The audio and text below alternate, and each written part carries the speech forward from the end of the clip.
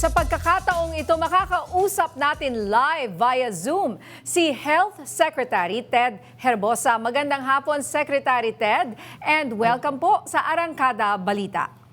Magandang hapon, Nina. Merry Christmas and Happy New Year sa iyo at sa iyong mga kasamahan sa Arangkada Balita. Merry Christmas, Secretary. Pero ito nga, balita ay hindi masyadong merry.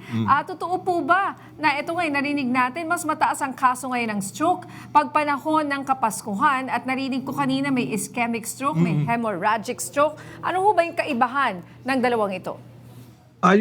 Yung stroke, yun yung brain attack. Kumbaga sa heart attack, nagbara yung ugat sa puso, nagkakaroon ka ng ischemic heart attack.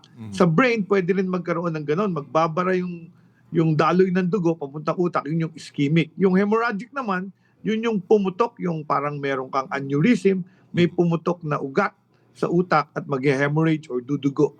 Both of them will present yung parang pwedeng ma-paralyze ang kalahati ng katawan, slurred yung pagsalita mo, yung bulol, o kaya yung nangingiwi yung muka. So, or nagiging unconscious completely. So pag may signs na ganito, dalhin agad sa emergency department para magawa ng CT scan at intervention ng mga ospital. And Doc Ted, no, anong mapapayo nyo kasi uso nga yung mga party, tsaka doon nga sa report, yung pag-inom ng alak ay nakaka-contribute to doon sa sakit nga, no, or magkaroon ng stroke. So pag kunyari ako ay uminom at pag uwi ko ng bahay ay advisable ba na itutulog ko agad? Ano ho ba ang magandang payo po sa mga ganyan? Okay, so yung holiday heart syndrome, ito yung condition na na-identify in the 1970s na tumataas yung mga kaso ng heart attack at stroke sa iba't ibang mga emergency department ng ospital sa Amerika pagka may holiday. And napansin nila, ito ay dala ng too much binge drinking, yung pag-inom ng maraming alak. At kahit bata, 29 years old, 30 years old, nagsasuffer bigla ng stroke. Kasi nga, kahit papano, may epekto sa puso yon, yung gabi-gabi kang puyat, gabi-gabi kang umiinom ng alak, gabi-gabi kang lasing. Tapos dadagdagan pa ng, alam mo na sa atin sa Pilipinas, lechon, matatamis, madaming pagkain, party. Pag nagsama-sama yun, naapektuhan yung heart, pwedeng magkaroon ng abnormal rhythm at mag-throw ng mga tinatawag na thrombus at mag-cause ng ischemic stroke. And Doc, di ba? Kaya, yun nga, hindi. Parang magandang ma-remind yung ating mga kababayan na kahit kayo ay perfectly healthy, hindi ka high blood, di ba? Wala ka namang sakit na diabetes, for example, ay kahit sino ay prone sa holiday heart syndrome basta marami ang nainom sa isang gabi, for example. That's correct. At saka yung puyat, yung sunod-sunod na gabing party, gusto niyong puntahan lahat ng party ng trabaho, party ng kamag-anak, party ng reunion. Yung nagpapatong-patong yon sa ating puso at naapektuhan ang ating kalusugan. And Sec, yung with regards naman sa mga handa, syempre sigurado meron sa hapag yung hamon, meron na lechon. Ano ba yan? Pakonti-konti lang dapat? Oo, at saka may healthy choices dapat. Maghain ng gulay, ng prutas. Tapos yung amount, very important yon, no? Kung ikaw ay talagang may hypertension, bumawas ka dun sa maalat. Kung ikaw ay may diabetes, bumawas ka talaga dun sa matatamis. Pag sinabing bawal, bawal talaga. Hindi po pwede yung once a year lang naman eh. Naku, marami po kaming kaso sa emergency na once a year lang, famous last At word sabihin na may gamot naman eh. So okay lang. Oh, yun. Wag din magdepende sa gamot. Yung gamot, hindi niya pwedeng makontrol yung pag-epekto ng heart attack o stroke. So yung maintenance, tuloy-tuloy yun. Pero importante, disiplina talaga at isundan yung kung ano yung bawal at hindi pwede. Kumusta po ang sitwasyon sa ating mga ospital, Sec? Ano po ba ang code na meron kayo ngayon at ano ang ibig sabihin nito? Marami ho ba tayong mga doktor pa rin at nurse considering syempre sa mga private hospitals kasi po nakabakasyon yung mga doktor natin na Tsaka iba. next week, di ba? Magsisimula na yung mga nag-ano para sa Ano mga papatok sa New Year. New Year, opo.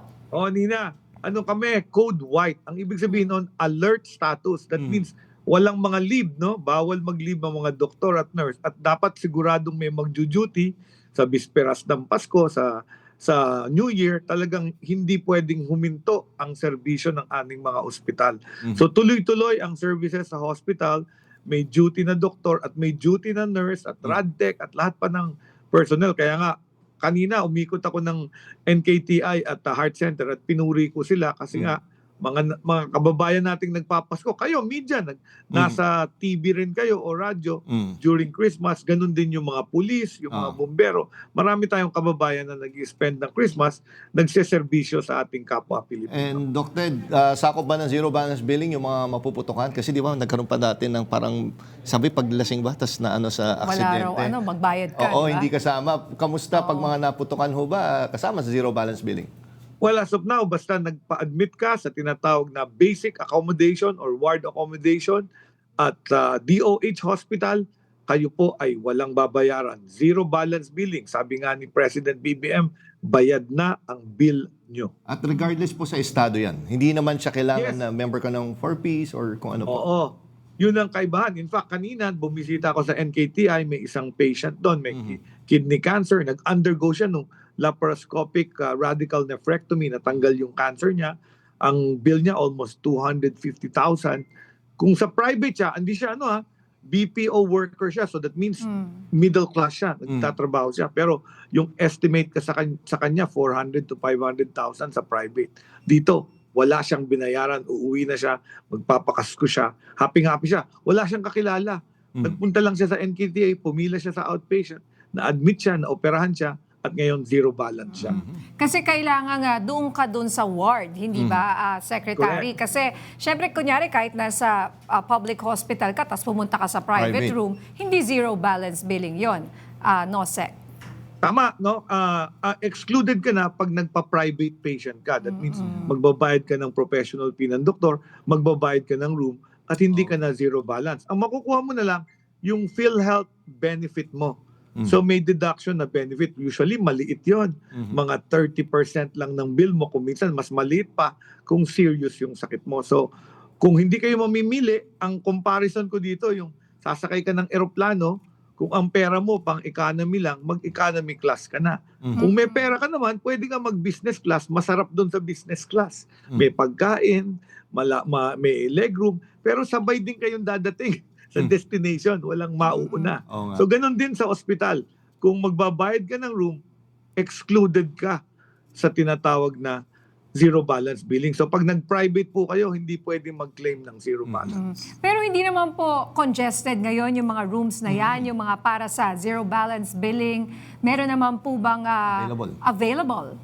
Luckily, Nina, pag Pasko, maraming mga pasyenteng may sakit na umuuwi kasi gusto nila magpasko, gusto nilang kasama ng kamag-anak. So, maluwag ang aming mga hospitals during Christmas season. Yun lang dumadating yung mga na-stroke, na heart attack, na road injuries, at saka yung naputukan.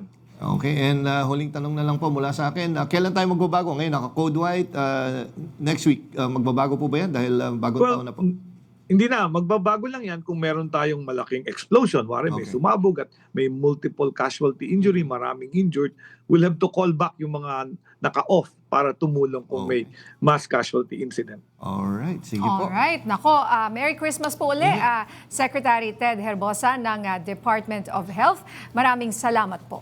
Maraming salamat and Merry Christmas.